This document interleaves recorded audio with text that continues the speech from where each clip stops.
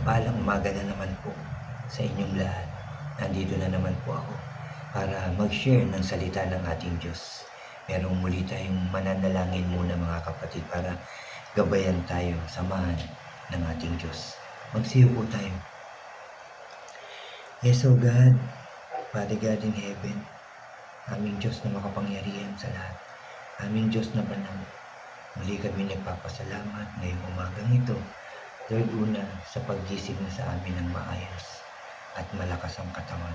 Salamat na naman sa isang pagkakataon ng aming buhay, Lord, na magawa ang napakaraming bagay. I pray magawa namin ito ng maayos, tama, at yung nakalulugod po sa iyo. Lord, salamat din sa umagang ito dahil pinahintulutan mo na naman, Lord, na kami po ay makapakinig, makapag-aral ng iyong mga salita, O Diyos. Muli mo po kaming samahan, turuan at gabayan, Lord, para lubusan namin itong maintindihan. Samahan mo rin po ako, turuan at gabayan, Lord, para lahat ng aking sasabihin ay galing lamang po sa iyong salita. Lord, salamat dahil I believe na narito ka sa aming kalagitnaan. Kasama ka namin, Lord, kaya magtatagumpay na naman ang aming gawain ito. Muli, Lord, salamat. Salamat po. Muli ka namin pinupuri, pinasasalamatan, sinasamba ka namin sa iyo lamang, O Diyos, ang pinakamataas na papuri at pagsamba sa tanging pangalan na aming Panginoong Yesus na aming tagapagligtas. Lahat po tayo ay magsabi ng Amen and Amen po, Amen. At ito po ang aking channel.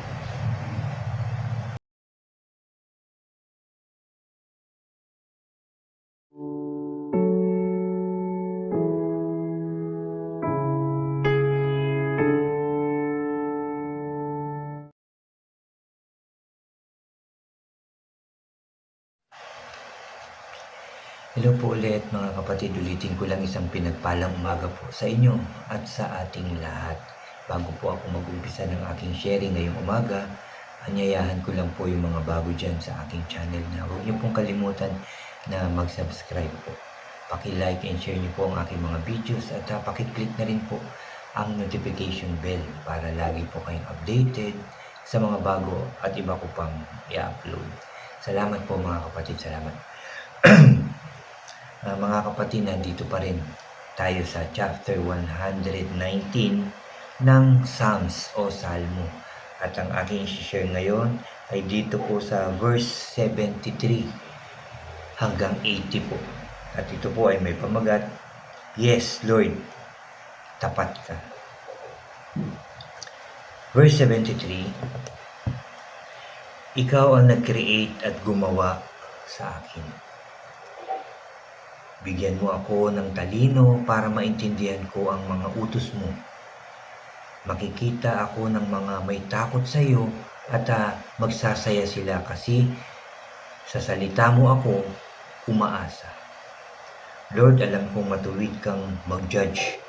Tapat ka, kaya tama lang na disiplinahin mo ako. Iparamdam mo sa akin ang hugas na pag-ibig mo para maging panatag ako. Di ba yun ang promise mo sa servant mo?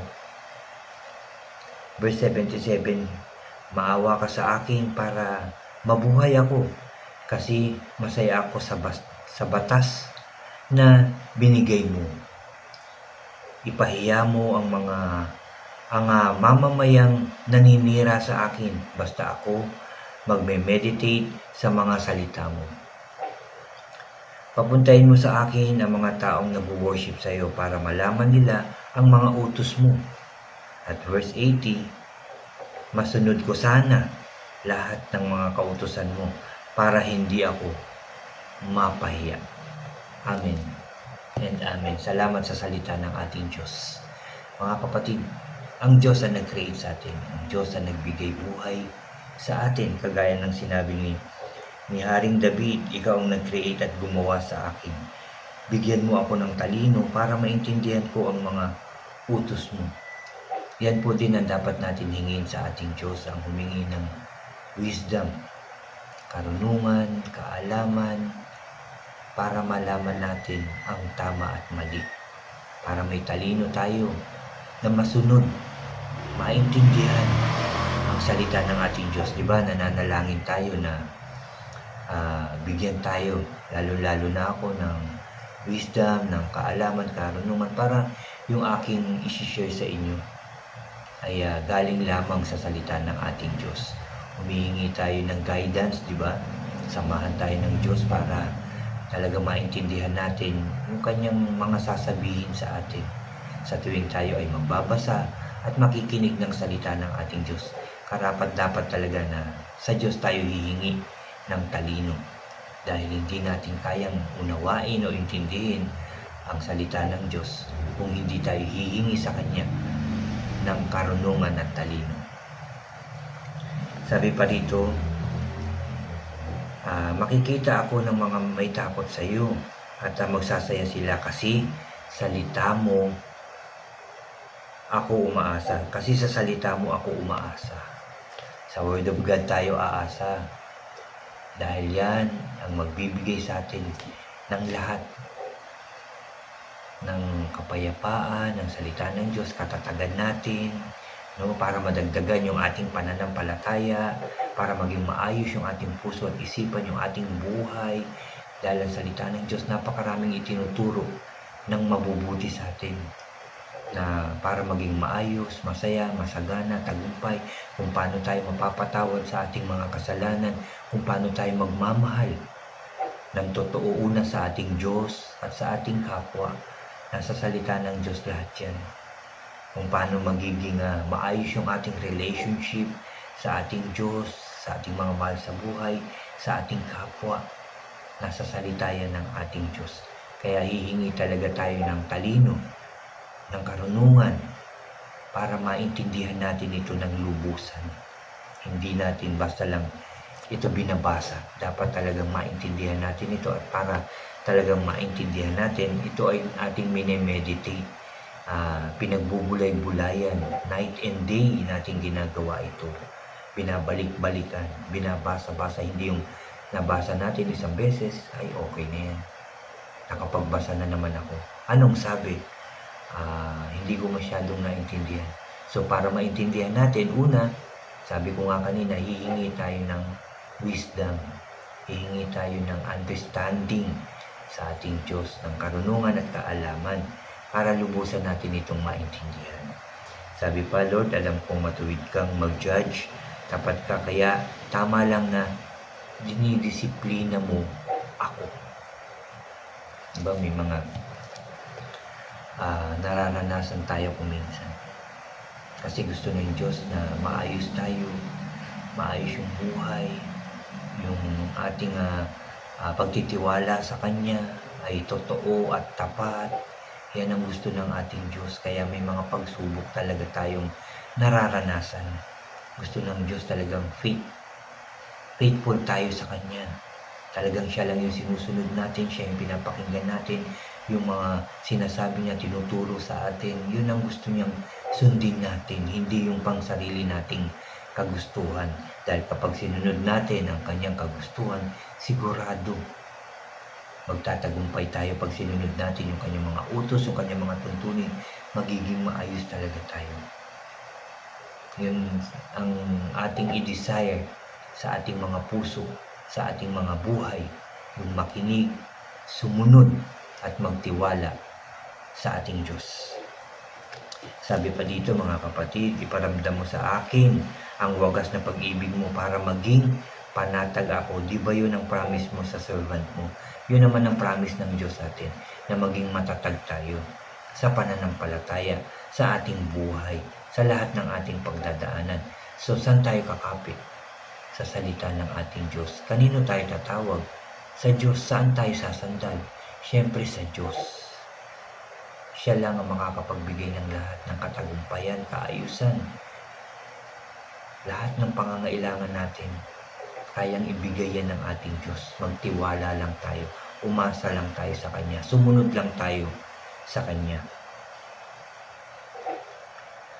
Sabi ba dito, maawa ka sa akin para mabuhay ako, kasi masaya ako sa batas na binibigay mo. Yung batas ng Diyos talaga ang mag-aayos ng ating buhay.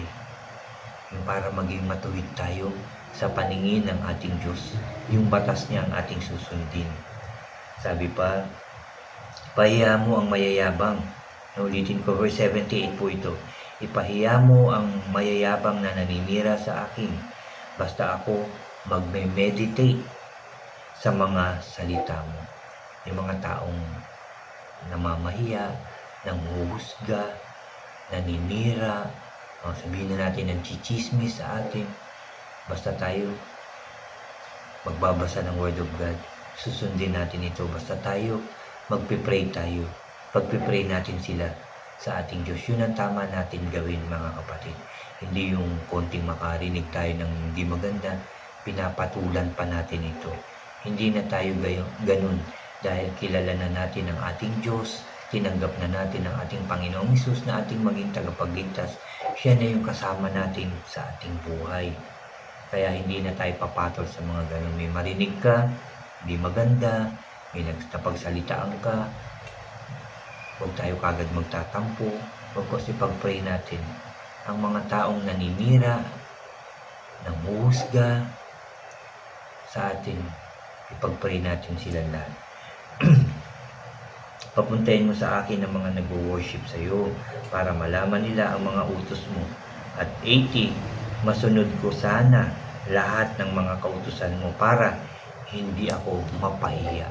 Kasi nga, tayo ay nagsishare ng Word of God pero hindi natin sinusunod yung salita ng Diyos. Hindi nakikita to sa atin. Mapapahiya tayo, lalong-lalo na ang ating Diyos.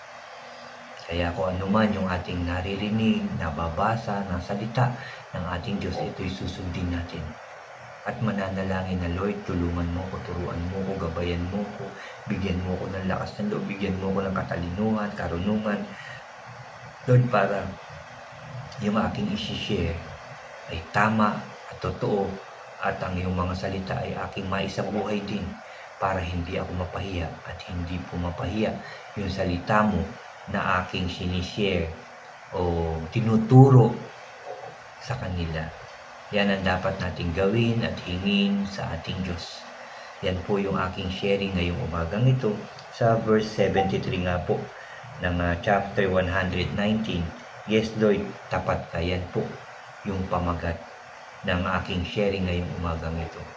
Talagang sa Diyos tayo lahat hihingi para magawa natin yung mga pinagagawa niya sa atin ng tama, maayos at tapat sa tulong ng Diyos, sa tulong ng banal na Espiritu na nasa atin. Salamat sa salita ng ating Diyos.